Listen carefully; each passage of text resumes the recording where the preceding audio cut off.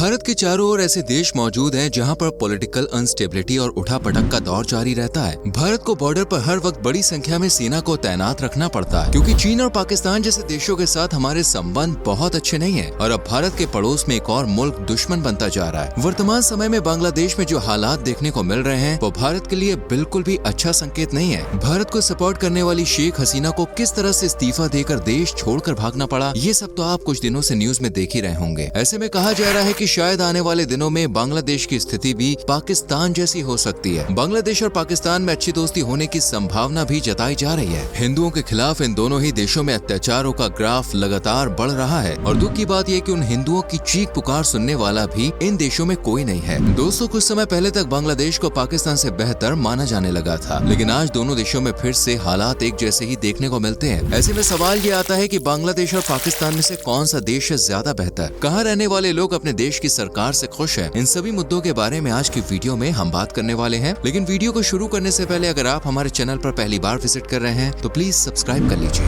Population and area. आइए सबसे पहले पाकिस्तान और बांग्लादेश की जनसंख्या और क्षेत्रफल के बारे में बात कर लेते हैं। पाकिस्तान की टोटल पॉपुलेशन 25 करोड़ 12 लाख के आसपास है, तो वहीं बांग्लादेश की कुल आबादी 17 करोड़ के आसपास है। वहीं बात करें एरिया की तो पाकिस्तान कुल 8,81,913 स्क्वायर किलोमीटर एरिया में फैला हुआ है, तो वहीं बांग्लादेश का कुल क्षेत्रफल 1,48,460 स्क्वायर किलोमीटर का है। पाकिस्तान में आज भी 38% लोग गरीबी रेखा के नीचे अपना जीवन यापन करने को मजबूर है। देश में महंगाई लगातार बढ़ती जा रही है। वहीं बांग्लादेश का पॉवर्टी रेट 10% से भी कम रह गया। साल 1971 में बांग्लादेश की 90% आबादी गरीबी रेखा के नीचे आती थी, लेकिन धीरे धीरे इस देश ने तरक्की की रफ्तार पकड़ी और सिर्फ पिछले 15 सालों में ही इस बांग्लादेश के लोग गरीबी रेखा से बाहर आने में सफल हो पाए हैं। हिस्ट्री। दोस्तों, ये तो हर कोई जानता है कि आज से 70 साल पहले तक बांग्लादेश और पाकिस्तान का कोई अस्तित्व ही नहीं था। दुनिया के नक्शे पर इन नामों के कोई देश हुआ ही नहीं करते थे। बांग्लादेश और पाकिस्तान दोनों ही भारत का हिस्सा हुआ करते थे। साल 1947 में भारत का बंटवारा हुआ और पाकिस्तान देश से अलग हो गया। उस समय बांग्लादेश वाले हिस्से को ईस्ट पाकिस्तान नाम दिया गया, लेकिन आजादी के बाद पाकिस्तान की सरकार ने भी कभी भी ईस्ट पाकिस्तान की ओर ध्यान नहीं दिया। ईस्ट पाकिस्तान में भुखमरी, गरीबी और लाचारी लगातार बढ़ती ही जा रही थी और पाकिस्तान की सरकार लोगों पर जुल्म भी कर रही थी। बांग्लादेश में हालात बिगड़ने लगे और साल 1971 में भारत ने मामले में हस्तक्षेप करते हुए बांग्लादेश को आजाद कराया। ये तो सभी जानते हैं कि बांग्लादेश को आजाद कराने में भारत ने कितना इम्पोर्टेंट रोल प्ले किया था, लेकिन बहुत ही कम लोग ये जानते हैं कि इस आजादी के लिए बांग्लादेश में लगभग 30 लाख लोगों की बेरहमी से हत्या कर दी गई थी और मरने वालों में ज्यादातर आबादी हिंदू समुदाय के लोगों की ही थी। तभी तो साल 1947 में बांग्लादेश में हिंदुओं की जो आबादी 30% के आसपास थी और आज के समय में यहाँ पर तो सिर्फ 8% हिंदू ही रह गए हैं। बांग्लादेश में पिछले दिनों से गर्मा गर्मी का माहौल है। स्टूडेंट्स रिजर्वेशन के खिलाफ सड़कों पर आंदोलन कर रहे हैं, लेकिन अब ये सिर्फ एक आंदोलन नहीं रह गया है, बल्कि ये हिंदुओं के नरसंहार का रूप लेता हुआ नजर आ रहा है। बांग्लादेश के कुछ जिहादी और जमाती हिंदुओं के घर में आग लगा रहे हैं, दुकानों में लूटपाट कर रहे हैं, हिंदू मंदिरों को तोड़ रहे हैं और बर्बरता की सारी हदें पार की जा रही है। बांग्लादेश में जो ये हालात हैं, इस तरह की चीजें पाकिस्तान में तो पिछले कई दशकों से चल रही है। पाकिस्तान में भी हिंदुओं की जान की कोई कीमत नहीं है। बांग्लादेश में तो हालात इतने खराब है कि खुद उनकी पीएम शेख हसीना को देश छोड़कर भागना पड़ा। पाकिस्तान में इस तरह की राजनीतिक अस्थिरता चालू ही रहती है।